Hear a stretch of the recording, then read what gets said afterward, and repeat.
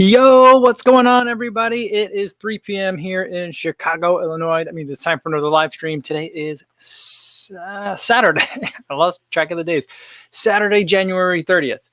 Did I write Saturday in all the thumbnails? Or did I think I might have wrote Sunday. I think I wrote Sunday in all the thumbnails that I made for today. I'm going to have to fix that. It's Saturday, right? Yeah, it's Saturday. Wow. What's going on with me? I've lost track of the days. It's Saturday, January 30th, 2021. Hope you guys are doing better than I am. Got some science and sport. These are old. I bought these a while ago. This is pineapple and mango flavor. I think I need a little bit of hydration, a little bit of electrolytes. Had a long run today, a good workout. Hope you guys are doing well too. All right. Before we get started into some of the chat that's in for the people that are in here today, let's say hi to everyone that's listening on the podcast, audio only version.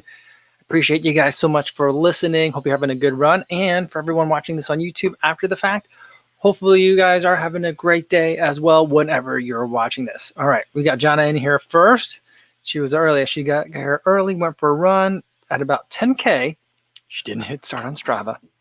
Oh, she also had a dream about me last night. Very weird. Awesome. I don't know what it's been. I think that there's something out there in like the collective subconscious, because what was it? I thought that I just saw a video from what is it? They're English. The Running Channel. Is that what it is? The Running Channel. They did something about forgetting to like restart your watch. If you've paused it, like if you're at like an intersection or something, forgetting to do that. And then I think Coach Morgan over at the Run Experience also did something about that just today. And now, John, it happened to you too. Oh, man. That stinks. I mean, I've definitely had the moment. I mean, it hasn't been recently, but I've definitely had a moment where I was like running and something happened with the watch. Like if it's real cold and the watch dies because it's just too cold, which just hasn't happened to me recently, but it's happened to me with some other watches before. And at that point, I'm like, should I just stop? Should I just go home? Like, what am I even doing out here? I've been there before. I know the feeling. All right. All right. Altishin says, the name is Chili Ass Tall, by the way. All right. Whole situation is extremely embarrassing. I'm not sure what that's all about, dude. Gideon's here, says, hey, everybody, bit early today. Yeah, a lot of people got here super early. Sarah Mims got here early, too. Yeah, hasn't happened to her, that situation yet, but just waiting for it. Hopefully this will be one of your only times it's now past you. Yeah, you know, I think that that's one thing if you've got it, like if you're starting Strava like on your phone, that's harder. I mean, or if you're doing it from a watch, like an Apple Watch, that's hard too. But if you're doing it from like an Apple Watch, won't the Apple Watch can't it tell you when you were active? So it can give you an idea of like when it started. So that might be it. And then for a lot of other people, I think if you just do the auto pause, that should handle a lot of that kind of potential situation. And it says, hey, Kofuzi and everyone, happy Saturday. What's going on, Innes?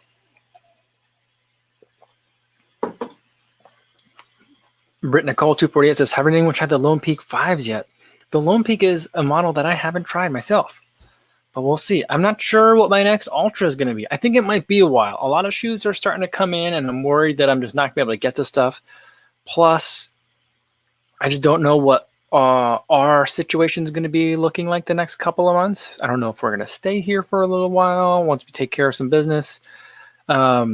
Like literally and figuratively, or if we're going to go back to Iowa. If we go back to Iowa, I'll probably get into another Ultra sooner, but if it's not, maybe a little bit later. I don't know. Cameron Bride says, hello, Kofuzi, Action Squad 2000. Awesome. I like Action Squad 2000. Today for the my Instagram post, I don't know if you guys saw that today, but I ran in the Rocket X, and the caption for it today was Hoka One One in the Wu-Tang name generator is tough criminal, TUFF criminal. So there's that. Rocket X, I think, translated to like artist something, and I was like, oh, but there's a shoe called the Artist, so I don't want to put that one out. So I did the Hoka One one. So there's that. That Action Squad made me think about that. So pretty funny stuff. Chris Al's here, says, happy Saturday, friends. What's going on, Chris? CJ Cruz is here as well. Kevin Harris coming in from Charlotte, North Carolina. Welcome, Kevin. Thanks for joining in today. If anyone is new, I'd love to hear where you're joining in from. If you're comfortable sharing that, or if you just want to hang back and take it all in, that's cool too. It's going to be pretty unstructured today, just hanging out. This is a conversation. Think of it like kind of like the conversation that happens after a long run with your like run group. And if you have any questions, feel free to drop them in the chat. I'll try to get to them if I can, if I see it. If I don't see it right away, like if I haven't answered it and it's been a while, feel free to put it in there again. Hopefully I'll be able to catch it that other time. And sometimes people, you guys have been good about kind of like alerting me when there's a question or something like that. So I'll try to answer all the questions that come in. But welcome everyone who's new, and also all the familiar faces like JC says happy Saturday. David Prabhu says good afternoon. Miami Half Marathon virtual this morning and a 1-minute PR. Awesome. Let's get that PR bell out. Good work, David. Ooh, 1 minute. That's a lot of time. Good job. Yeah, David Holbrook says Sunday. Yeah, I'm off. I'm gonna have to change that thumbnail once we're done here. It felt like a Sunday today. It's totally weird. But you know what it also feels like? It just feels like I had an extra day of weekend. So that's also nice. This weekend is kind of a weird one for us in Chicago because there's another potential teacher strike that's going to happen, which would be the second one in like 2 years.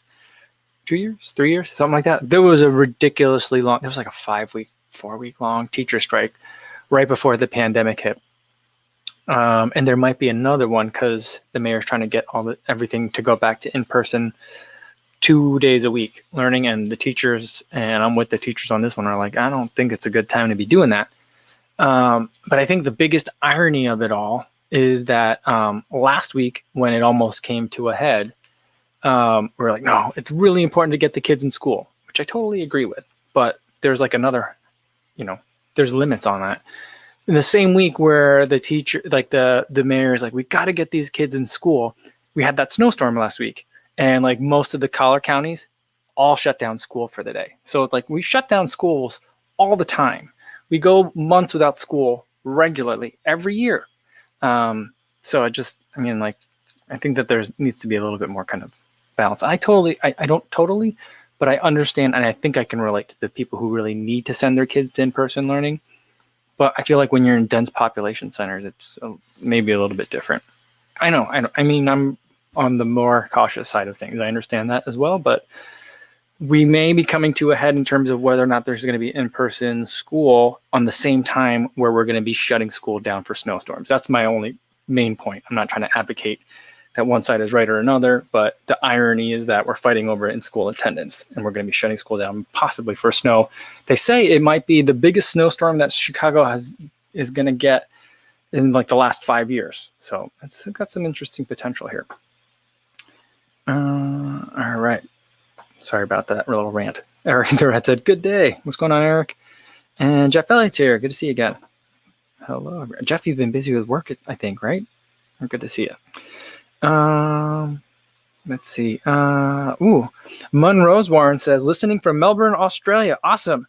We've been seeing, speaking of COVID, I guess, there's been talk about the Super Bowl. Apparently they're going to have spectators. I haven't followed NFL at all. So apparently they're going to have spectators, and they're, is it in Florida or something like that? And they're just saying that, like, there's going to be all these restrictions, all this stuff happening. And they're like, and contrast that to the Australian Open, where they've had tons of spectators because the country hasn't had any cases in however long.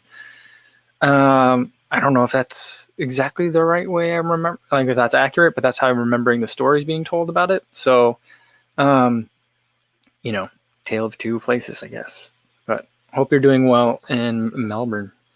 Melbourne, right? I always want to pronounce all the vowels that are in there. I want to say Melbourne, but I don't think that's how people from there say that. So I want to respect that. Andre Young says he's coming in from San Diego. What's going on, Andre? I was thinking about San Diego today. One, because it was really cold here today, and I love San Diego weather. And I was watching a podcast interview with who is it? Kellogg's on the Run. I was interviewing Track Club Bay, who's out of San Diego as well. So I was just thinking about San Diego today.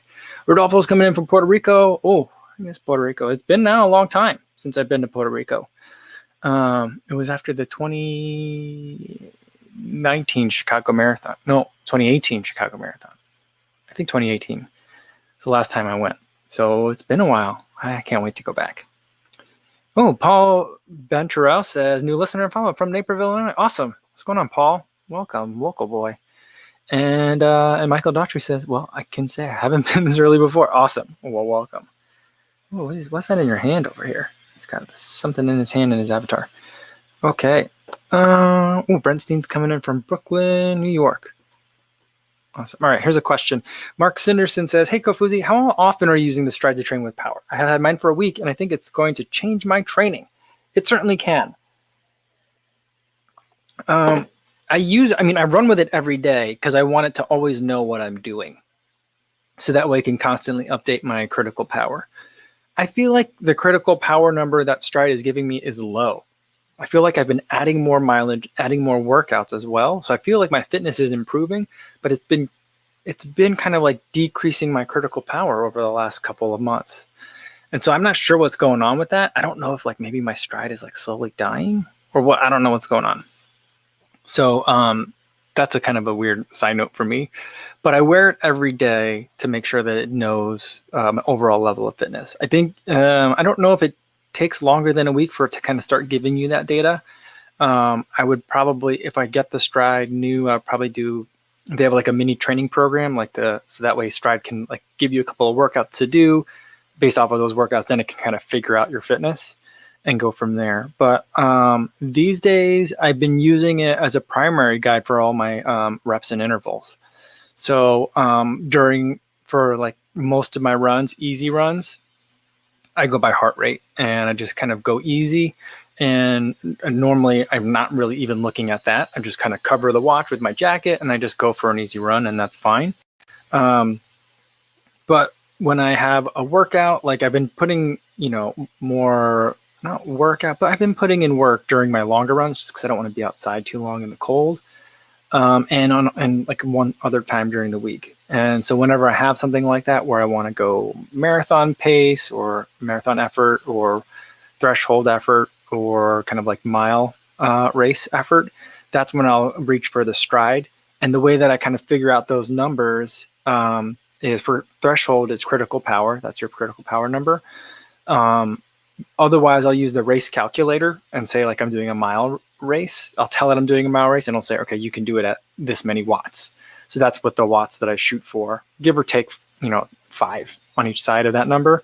And that's kind of how I set up my training with power.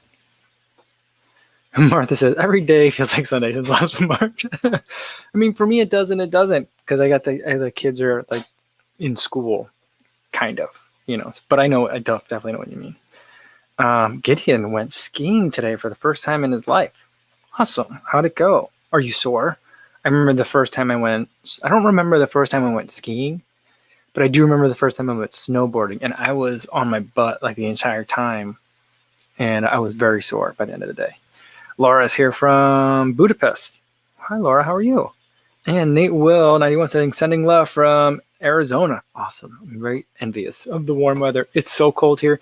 And at some point during this live stream, I think right now, like at 3:00 is when there was a winter storm warning, unless it changed since this morning, but there's a winter storm. I can never remember the difference between warning and advisory, which one's worse, but there's something that's going to happen tonight. So that big storm I was just talking about. So the snow might start soon. I'm keeping an eye on it out the window, but we'll see. But yeah, definitely thinking about warmer weather right now. Gavin Braden says, it still feels like 2020. Yeah, it definitely does. Two things on that is I was doing something on Instagram stories. And number one, the GIFs on Instagram stories are absolutely terrible. I don't know why they're so bad. Why can't they be better? I wish there were GIFs on Instagram stories like there's GIFs on Twitter. I love GIFs on Twitter. If I don't have a GIF that can go with a response or to a tweet on Twitter, I will really reconsider whether I even need to make that tweet at all. That's kind of where I'm at. I just love the tweets, the GIFs on tweets.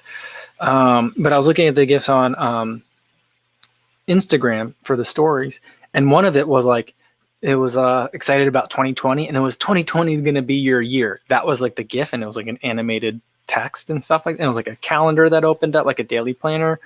And it was very optimistic for 2020. I was like, ooh, I wonder when that GIF was made a long time ago. The other thing that was weird is, speaking of still feels like 2020, is I've been watching a lot of Ali Ostrander's videos on YouTube. And at the beginning, she always lays the date out. And so she'll be like, Friday, January 28th, 2021.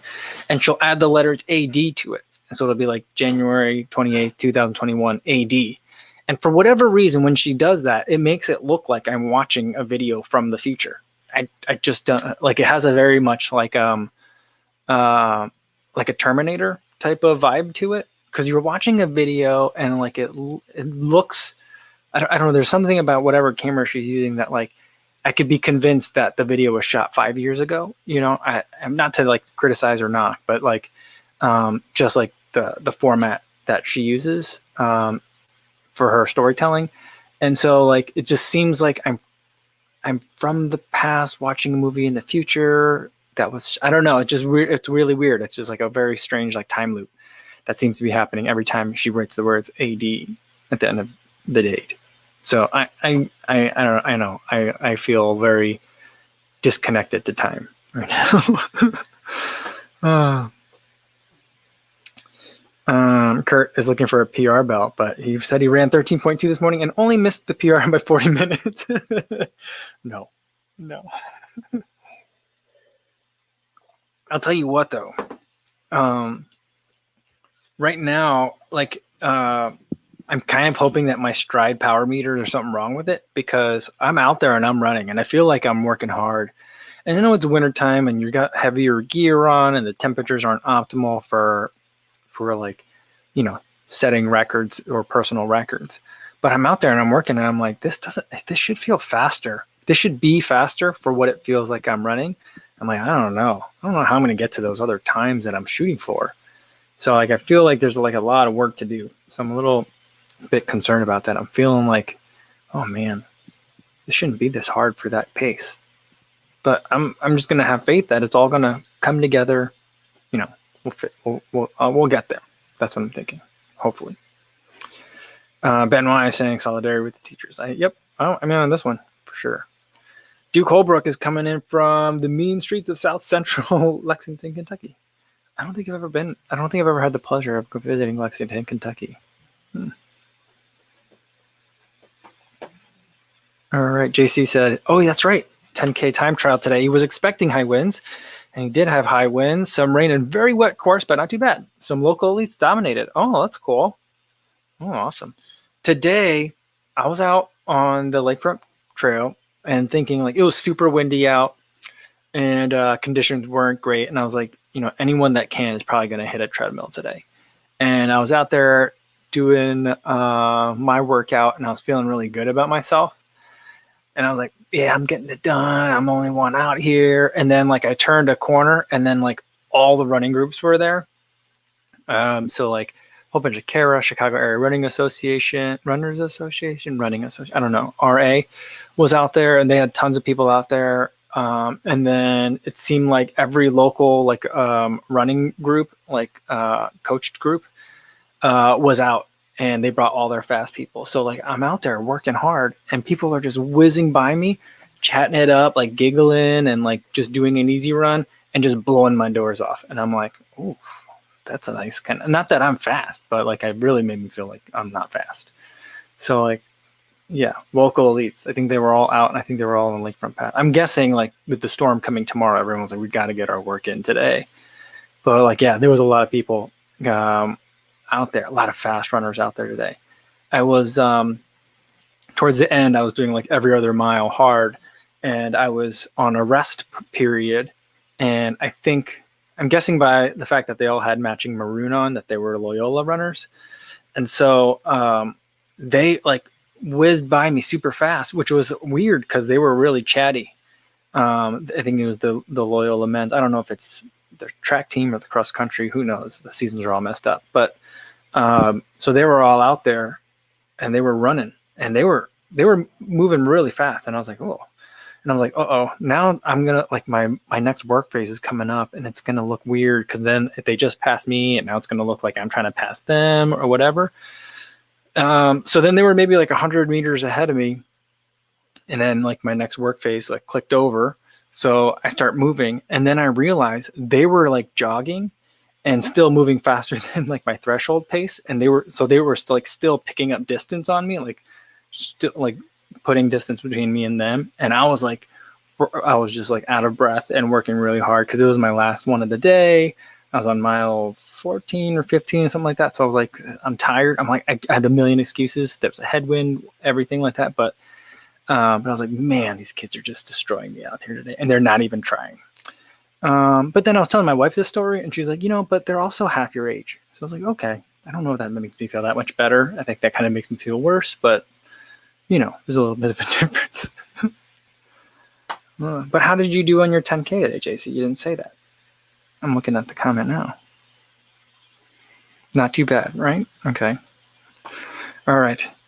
Spanish Heart said, I had a good run today. Got my wet into speeds muddy. All right. Any household tips on cleaning the white mesh? My main thing is I'll just get them wet again some other time. Usually if I'm running by the lake, that's pretty easy to do. If you need to, you could always kind of just run them under water, like in the sink, take the insole out, take the laces out, run them under water in your sink and just kind of like move the material around, get it scrubbed. You don't necessarily need to use soap. You can get a toothbrush in there if you want, but unless you really want to keep that white clean, I would say get them dirty, and the dirtiness is your badge of honor. Because lots of people know that you've been using them.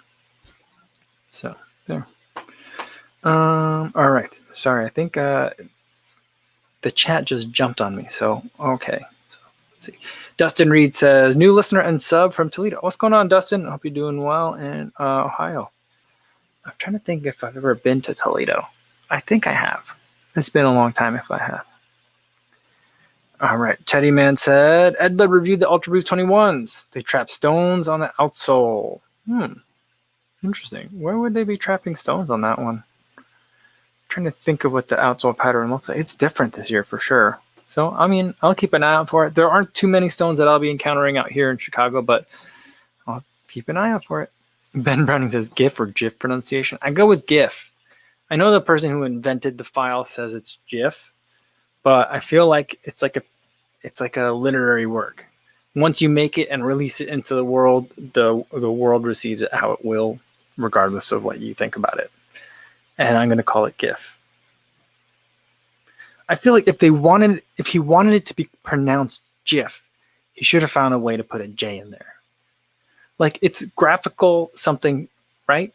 The G is for the word graphical. It's not graphical, right? So that's why the GIF doesn't make any sense. Anyway, Sherry Carmack says, hey, from Plainfield, Illinois. What's going on, Sherry? So glad you have these in podcast form as well. It makes my long runs easier. Today, I actually made a live stream. Oh, that's awesome. That's so cool. I'm glad people are enjoying these on the run. I know, like, for me, I go through a variety of different types of podcasts. Like, depending on the run, I might want, like, a different kind of, like setting, or, like, I don't want to say ambiance, but, like, some are more serious, some are more kind of fun. And so, like, this one is definitely tends to lean on the more kind of like, you're like listening. I equate it to like when you're in your car and you're listening to the radio in the morning, like the morning talk radio, not talk radio, but like the regular radio station that plays like top 40 music. They'll have like their morning personalities on. I kind of equate it like a running version of that. That's what I hope for. And so like sometimes you just kind of want something that's kind of just easy, and hopefully that's what you're getting out of it. But thanks for tuning in live today from Plainfield, also local. Nice. All right. Gideon says it went great. Fell over a lot though. Ooh. All right. Albert says he misses snowboarding. He used to snowboard 5 times a week. Now he turned into a runner. That's a lot of snowboarding. Ben Browning said, Mike, how's the hair? Man bun weekend. You know what? So I've been frustrated. I don't know if this works or not, but this has been my solution. I need it kind of like out of my face, and like I want it like off the neck. and it's it's not long enough to get everything in a single man bun. So I went with double man buns today. There's one up here, and there's another one back here. So I figured, I don't know if it looks weird or what, but it's got all the hair is up, and I'm kind of like, well, it's kind of like a Ray vibe, so I can go with that. So that's kind of what I'm doing with it today. I still think it looks weird, and it exacerbates just how much my hairline is receding overall. But yeah, I'm gonna go with it. I'm thinking that maybe I'm just not used to seeing myself like this, so we'll try it. If I don't, get used to it, then I'll probably get rid of the man bun, but we'll try it for another couple days. Witchcraft Lady says, greetings from Germany. Awesome. Welcome, Witchcraft. And the Hoss Dog says, why do you typically choose to run every day? To keep mileage high, or your body responds better to it? Do you throw out some weeks in there to get the legs a little rest? Do you throw some down weeks in there to get the legs a little rest? I choose to run every day because I like the repetition of it. I feel like I'm missing out if I don't get a run in every day. There's like a FOMO type of feeling to it. That kind of belittles it. It's not really what it is, but it's kind of like that. I just like running. I like getting out there. I like starting off the day with a run. It makes me feel like I'm getting something done. And I feel like the trade-off, even on days where I'll my body's really tired, I think it'd be better for my recovery if I slept another couple hours rather than got up early and went for a run. Like I don't think that, I never feel like the trade-off is there, although I'm sure it is. But I'm usually up early anyway to edit videos. So it's not like if I didn't run, I'd sleep until like 9:30 or anything like that. I'd still be up at like 4:30 or 5. Today I slept in and I woke up at 5 today. So that's kind of it. It's like, if I need to keep it short, I'll do a short run. I'll run like 5 or 6 miles. It takes like 45 minutes to an hour, something like that. So it's not too taxing. I just like it. It's the main reason. All right. Jana says, I watched Seth's video today of the craft shoe. He really didn't like it. Oh, I didn't see. I saw that he made the video today. I haven't had a chance to look at it. Interesting. Asad Vong says, when it's really cold, I just run around the block. Ooh, your block is half a mile? That's nice. That's very convenient. That's very convenient, because then you could turn that into using that for reps. Yeah, I wish that there were like a really nice way that I could like mark off like intervals like that, a 400 meter like segment or an 800 meter segment. I bought one of those measuring wheels. I've never used it yet, but I'd like to be able to do that. That'd be kind of nice, because I just don't like the track all that much. Lee Hammond, what's going on, Lee? Coming in from South Wales. Welcome. Little Owl. Little Owl has a bunny as the avatar, but Little Owl says hello from Switzerland. What's going on?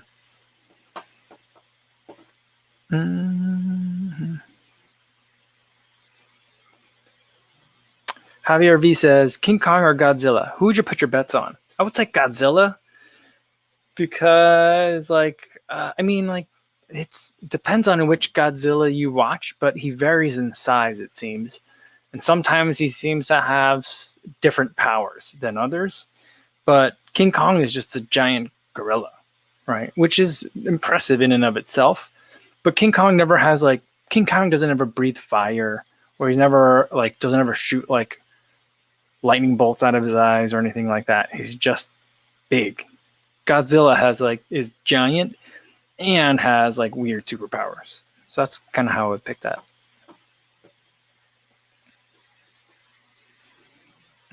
Jana says, I looked at Atreyu shoes today. The shipping made me want to wish I lived in the US. It's more expensive than the shoe itself. Yeah, shipping is tough. I think that we all get very spoiled by some of the big companies that have really mastered global distribution. It's insane how much they've been able to make things really, it changes a lot of industries. For example, one of the things is like my in-laws will frequently like kind of complain about, oh, they don't make things like they used to make them anymore. We used to be able to buy like a washing machine and it would last 20 years. Now it only lasts 10. And I'm like, you get a washing machine that lasts 10 years? But they were like, yeah, we were going to have the repair person come out, but for the amount it would take the repair person to come out, we were like 3/4 of the way to a new machine. So I was like, oh, well, yeah. So like, it's just amazing that it's not so much that like repair people are expensive. It's just that they've been able to bring prices down on things so much, either through mass production or distribution or whatever. And then global shipping isn't really like, it's so much of a matter of global shipping. It's about global distribution. And so that's pretty amazing. Smart people. But yeah, with the tray, they're smaller, so you'd have to send it from Texas, I think. So yeah, that makes it harder. Sue Ann says, hi everyone. Almost missed the live stream staring at Strava. I've been there. Usually for me, it's like looking at YouTube. So I'll like sit down, I'll get everything set up, and I might have like a couple minutes. So then I'll like start looking at YouTube videos, and then I'm like, oh, I'm almost late. So I've done that before. Ooh, Jane the Longer said Nick Bear did it. Sub 3. Oh, that's awesome for him. I mean, he's been killing those workouts. Those workouts that he does, they're so intense. And like those long runs where he's like finishing those long runs in like 620 miles, that seems unnecessary. But I mean, it worked for him. Awesome. That's great news. Paul Bencherow says, do you feel even your slower runners should have an everyday shoe and a fast shoe? I run 10-minute pace, but wonder if I'm too slow to really benefit from a fast shoe. Current shoe is the Hoka Clifton 7. Yeah, I think that you can. I don't think you need to. I don't think most people strictly need to have like a regular everyday shoe and then a fast day shoe. But I like the idea of having that because with some rare exceptions, for the most part, I feel like a lot of these shoes, they feel good, or you kind of get the main benefit of them by effort level and not necessarily by pace. Because if it were by pace, then even I really wouldn't get any benefit from any of the carbon racing shoes that are out there. Because if they're designed for people that are running 5 to 6 minute miles for their marathons, then there's no real reason for me to ever have any of them, or I wouldn't notice if they're good or not. I'd think they're all terrible. But when I'm working harder, I do feel the benefit of these carbon plated shoes. And so not necessarily say that you have to necessarily go get carbon plated shoes, but if you have a faster workout, then you might want to have a faster day kind of shoe. So if your current shoe is the Clifton and you like it, I would certainly take a look at the Rincon. That could be one that you bring in for, like, if you've got a faster run, maybe you've got a track day coming up on like during the week, or you have a long run with some kind of faster intervals to it or faster portions to it, then the Rincon might be a nice one to kind of like, it's your kind of like show up and run kind of shoe. So I think there's a lot of reasons why I think that would make sense. The other thing is you might want a second shoe anyway if you're running more than 3 days a week, just to give that Clifton a little bit of a break. So you're not running in that shoe every single day. It gives that foam just a little bit more time to kind of like, not that it heals, but gives it time to like in between impact. So it seems to lengthen the life of the shoes a little bit longer. Jared Dew says, I reckon King Kong will defeat Godzilla, but will die trying.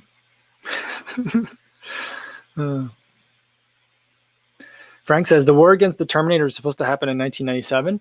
Well, maybe it was wrong though. I mean, we have companies that are calling themselves Skynet right now. And I mean, Skynet really is Boston Dynamics, right? So Boston Dynamics still exists. So, you know, there's still always a chance. Be optimistic about it, Frank. You know, that we could still have that war against Terminators. It's possible.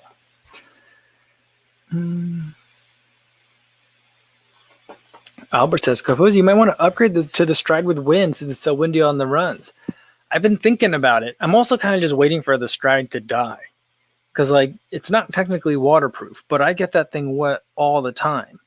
I get it frozen. I mean, I've come back from runs where there's like a little nugget of snow and ice on top of the Stride foot pod because it got wet and then snow got on it and then more snow. And so it has like a little like chunk, like a chicken nugget sized chunk of snow on top of the foot pod, and it just takes a beating, and it still keeps working, or at least I think it's still working. So it's been doing fine. So I'm just trying to like see like how I mean, I've had it for like 3 years, I think. How long is this supposed to last? It's like the longest lasting piece of technology that I've had. I'm getting kind of attached to it, I think.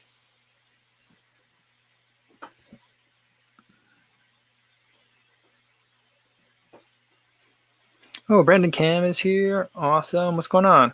I just saw that you interviewed Seth. Did you interview Seth, was it? I thought you interviewed somebody. I mean, I've been meaning to go check that out. I haven't had time to get to it yet. Ramadas says, hi from Cologne, Germany. What's going on, Rama?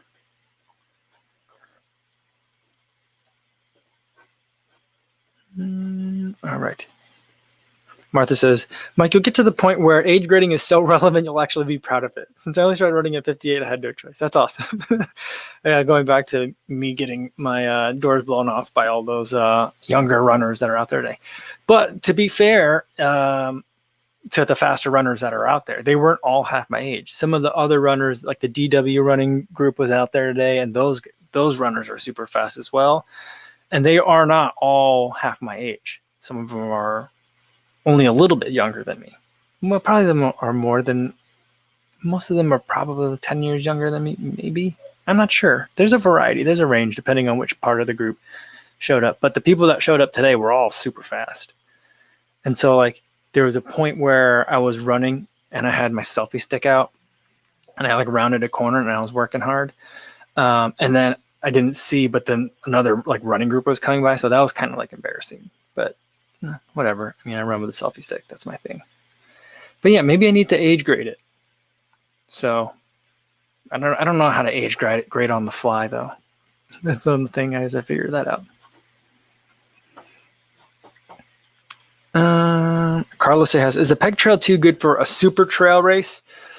I would say like if you need a lot of grip, so if you need that outsole traction to really dig in, it's not a dig in kind of shoe. It doesn't have claws for feet. I would say it's softer. So like if it is dry packed, then I think that it would work really well. If there's a mix of surfaces, maybe some pavement, maybe some like access roads, like dirt roads that cars frequently travel on, like really packed, and then maybe some other surfaces as well, then I think it would be really good. But if it's like, scrambling on rocks and you really need to be able to dig in, then maybe not. Monroe Marlat Hollywood with the super chat. Thanks so much, Monroe. Says, what running watch do you recommend and why? I think it depends on what you need. The running watch that I have is a Polar Vantage V2. They did send this one to me, so I didn't pay for this one myself, but I do love this watch. Of all the watches that I run in, this is one that I always keep coming back to. It has all the sensors that I want in it, and I like the way that Polar does their data, so I can look at it. So I like the Polar ecosystem too. So there's really like two parts of it. How good is it like record stuff, and then like how can you look at what can you do with the stuff that it records? I think Polar really does that well. So I generally like to recommend Polar, but I think I only really enjoy Polar at kind of like the high end. I'm not as big a fan of some of their entry level offerings. I just feel like you do get access to the ecosystem, but the watch just feels not as, it always feels a little bit expensive for what you get. At the more entry level range, the kind of the watches that I like are, I tried the Garmin 45, which I feel like is a very good price point, but you can't use a foot pod with it. So I think if I were looking for an entry level Garmin, I'd probably go with the 245. And then I also really like the Coros Pace 2. Another watch that I haven't tried, but I tried the Apex, which I feel like is pretty similar to the Coros Pace 2 in terms of what it has. And the price for what you get in the Coros Pace 2 is pretty amazing. So those are the ones that I would look at.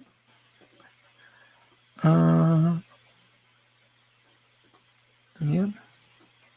Ben Browning says, I'm trying to keep ahead of the next youngest group.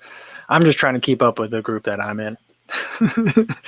Yeah, I wouldn't worry. I don't really worry about, I don't really worry about the age too much. I'm where I'm at. I'm pretty good with it. I've been thinking a lot about kind of that kind of not age, but like regular runners and then like professional runners. And I think that like one thing that's I think very unique about, I mean, there's a lot of things that are very unique about running as a sport, but one of the things I think is particularly unique about it is that like to running to some extent, and part of the reason why like the whole like non-elite thing that that hashtag comes from is the idea that once you get to a certain level, like there's definitely a broiness that kind of can infect running to an extent. And part of that stems from like, there's this weird kind of fiction in running where it's like, if you are strong enough or work hard, you can get to that elite level. It's not true, but it kind of exists in there. So it's like, oh, that's what, I mean, that's where I feel like a lot of like the, what like brushed up against that fiction for a lot of people and created dissonance was the Vaporfly, where we were like, oh, people running 8-minute miles for their marathon are trying to buy these Vaporflies. Yeah, well, you can't use those. Is part of that is because like, well, if you're going to use those, you should have just worked harder, and then you could be running 7 minutes per mile for your marathon, and then maybe you can use these, right? But for me, like if I even if I go back in time and go back into my 20s and train like a pro and worked hard like a pro and had the dedication like a pro, I would never have gotten there. And even if I rewind the clock back even further, and from the time I started running in like junior high school, had been started to get like groomed and funneled into like the higher achieving kind of runner category and worked like them, I wouldn't get the results like them. Because at a certain point, when you get from like good at the high school level to even like excel, like to like even like Division 2, Division 1 running, like there's a certain level of like talent that has to be there, and like work and dedication isn't going to get you there. And a lot of people might listen to that and be like, that seems kind of defeatist. And that's not necessarily true, Kofuzi, can it be? And I'm like, no, we take that at face value all the time. Like if I were to say like, you know what, the reason I'm not in the NBA because I don't try hard enough. It's not that. We get very comfortable with the idea, usually in a lot of the spectator sports. Like I could play tennis all the time and I'm never going to compete in a Grand Slam kind of thing. But for running, there's this idea where it's like, if you're not fast, it's because it's your fault somehow.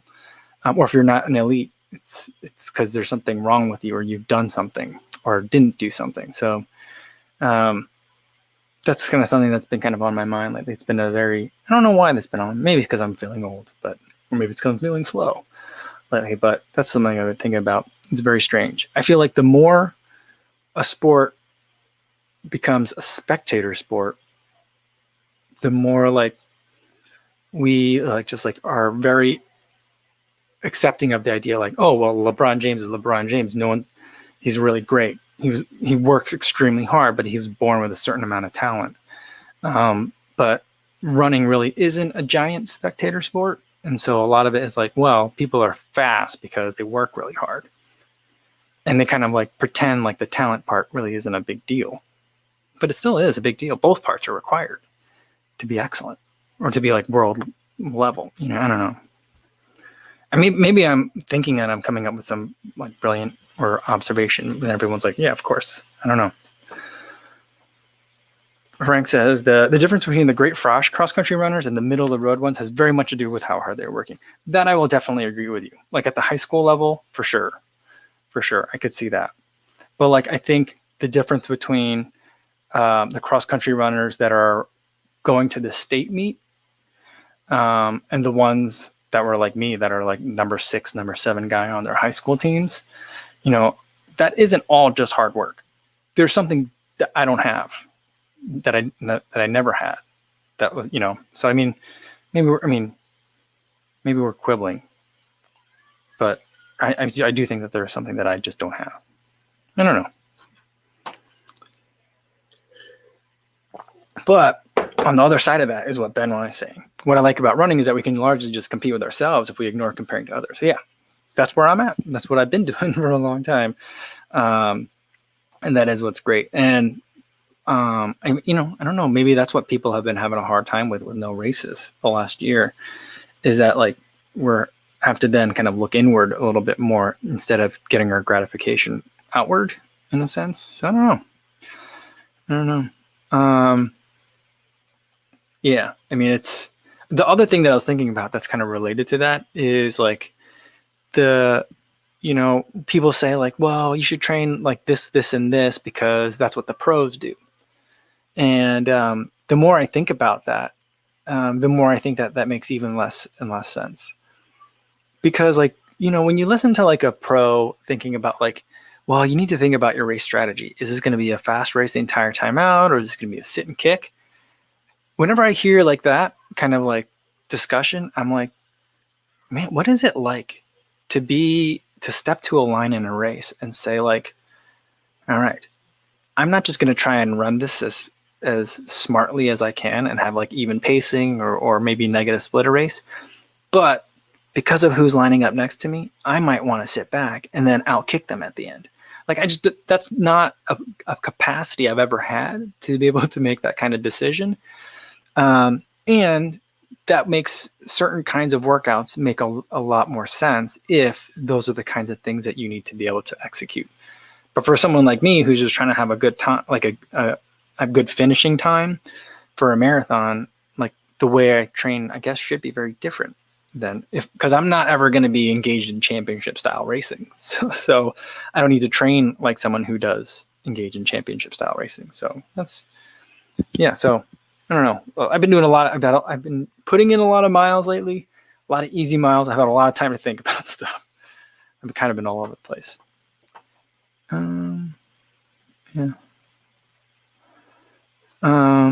Let's see. You guys are making a lot of good comments here. Zach Bag says, I heard a bodybuilder once say, hard work beats talent.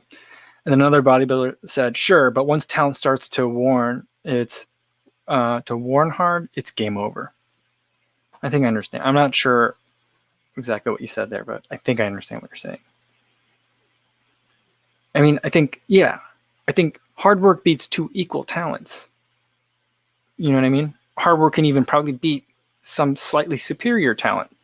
But like my hard work is never going to beat a Division I athlete's. Take a 40-year-old, 41-year-old former Division I athlete. My hard work, even if exponentially better than a former Division I 41-year-old, is not going to win. That's kind of like where I'm at for the most part. Blake Schumacher says, I thought that process makes sense for faster pace running, but for longer distance, I think it's more work ethic and mental toughness. Maybe. I think, again, to an extent. Yeah, because I feel like,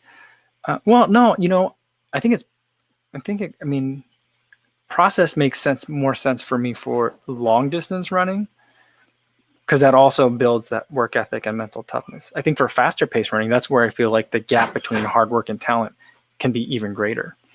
Now, like where the hard work plus talent, that's a tough combo to beat, and that's what sets apart the elite of the elite versus just the elite, and versus like different elites. Within the elites, hard work definitely is what, for the most part, sets them apart. Comparing elites to non-elites, it's not hard work is not the only thing that's getting elites to that status. I don't know. Maybe I'm feeling negative on things. And it says, I love the fact that in running, we can set our own goals and get a sense of accomplishment when we get close or make that goal. I'll never be the fastest, but getting faster as I'm getting older. Yeah, I'm with you, Ennis. That's what I'm going for too. Just to feel, I don't know. Every once in a while, frequently lately, I've been feeling, I don't know, maybe I'm losing a step. Maybe that age is starting to creep up on me. But I'm like, no, it doesn't have to be that way.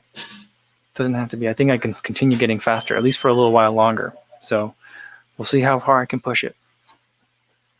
Bean Dip says, pros usually have coaches and the training is catered specifically to them. It's not a one size fits all, in my opinion. Yeah. And I think that like on the other hand, to argue the other, because like my argument is kind of like, pros are pro because of talent. The hard work is kind of like not that important to them. I do think that it's easy for people like me to underestimate just how hard pros really work. And that's why I love Matt Fitzgerald's book when he was embedded with NAZ Elite, is that like even someone who ran in the 240s, like he was running for the marathon, he got there and he was like, these guys are on another level in terms of their hard work. So I do I do kind of like appreciate. I don't know that I understand, but I do appreciate that like the amount of hard work that pros put in isn't just like, yeah, I'm running doubles all the time. It's a different level for sure. But yeah, it's not one size fits all. That's true too.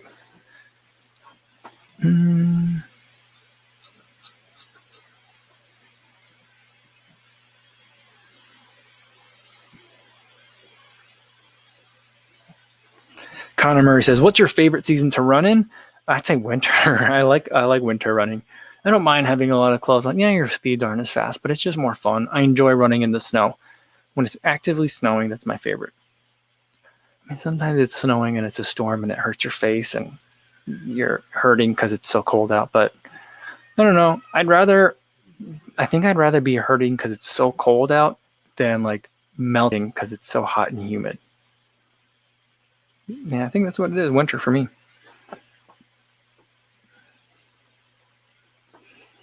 Steven Gerzer said, I think Ko said the other day that the best metric to look at is time training. I agree. It makes a lot of sense.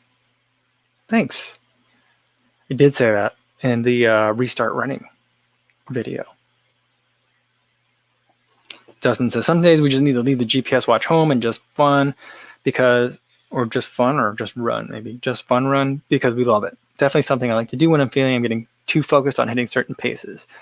Yeah, no, I hear you. And I haven't been focusing on the paces. The watch face that I use right now for my workouts shows me lap distance, lap time, heart rate, and power. So it doesn't show my actual pace on there at all because I'm training by either heart rate for recovery zones or easy like warm up, cool down, or easy portions, and then power for the work. And so whatever those numbers are at, that's what the pace is. So I'm letting like the work dictate the pace.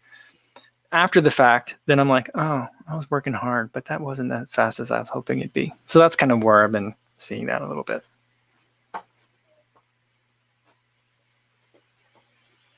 Ben Brown's moving. Anyone else relocating interstate? I mean, we're not moving, but we might be going back to Iowa at some point. We'll have to see. I mean, I guess it kind of depends on what goes on with Chicago public schools. It depends on what's happening vaccine schedule wise. We'll see. But we might be going back. I think either way, we'll probably end up back in Iowa for the summer, or at least part of the summer. Because it's just fun to be there for the summer. Mark Sanderson says, I think many non-runners see running as easy, so it only makes sense that if you work harder, you will get faster. Anyone who's been a runner for any length of time knows the truth. Yeah. Yeah, I mean, working harder will get you faster, but there's a lot to that.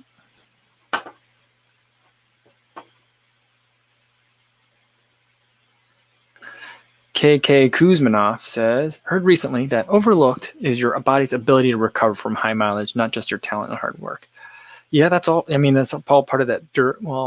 I guess it's kind of similar to the concept of durability, but being able to absorb like the workouts, the way that I kind of think about that concept, like the ability to recover from high mileage week or from high intensity weeks.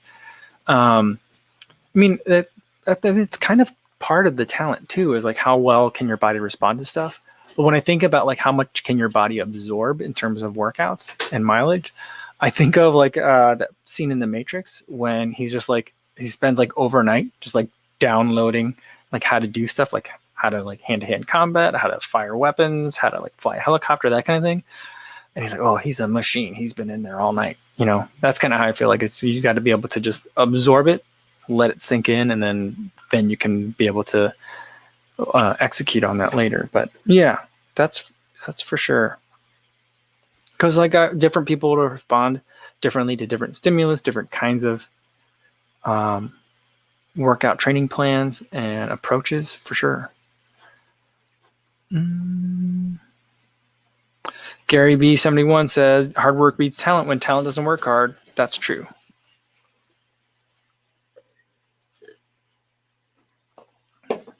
My daughter's over here. She's up to something. She's creeping around, crawling on the ground. I think she just wants to pet the dog. There she is. The dog's right over there.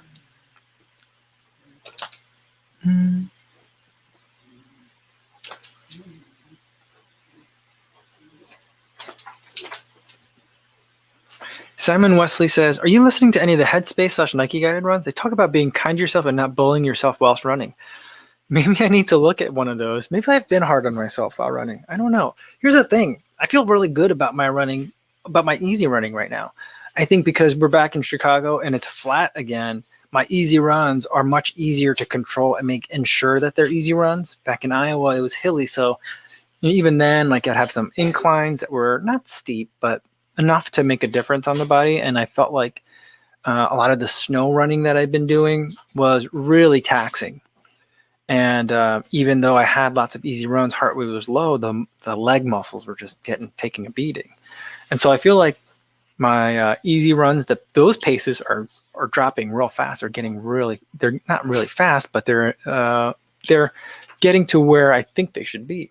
Last 2 days, I had 2 easy runs, 10 miles each day, 840s. I felt pretty good about like just going out there, not even looking at the watch, just keeping it nice and easy and relaxed. I felt good about that. But then today's workout, I don't know, because I think there's a lot of other fast runners out there. I was just like, they make it look so easy. And I have been looking at my paces during other workouts, and I'm like, these aren't where I wish they would be, but it's early, it's January, there's plenty of time. But maybe I need to check out some of those, being kinder to myself. That's a good idea. Matt Wilt says, and this will be the last one for today, and then I got to get going. Wants to know, do you ever see yourself dabbling in the ultra trail scene? Absolutely. I can totally see myself doing that. And I'm hoping, who knows what the calendar is going to be like this year, but I'm hoping to get in, I'm hoping that I have a 100K that I can do towards the end of the year. I would do that to celebrate hitting 100,000 subscribers on the channel. So hopefully that happens. I think that'll be a weird kind of fun, but I think that'll be fun. But I'd like to do a 50K, or just any other trail races. It doesn't have to be long. A half marathon, I think would be a lot of fun to get out there and just kind of like barrel through the woods and trip and fall and hop and jump all over the place. I think that'll be fun. So I'm looking forward to it. I don't know what that looks like yet. I'm really new to that world. So we'll kind of figure it all out. We'll do something. We'll figure it out soon. Hopefully very soon. All right. I'm going to leave it there for today, guys. It is starting to snow here. So we'll see what tomorrow's run is going to be like. That should be interesting. Hopefully it'll be fun. Tomorrow, the Brooks Catamount video after 100 miles will be coming out in the morning. And then we'll do another live stream. Tomorrow will really be Sunday. So it'll actually be Sunday. And we'll do the Sunday live stream tomorrow, 3 p.m. right here on YouTube. Hopefully I'll see you then. In the meantime, be safe out there, everybody. Thanks.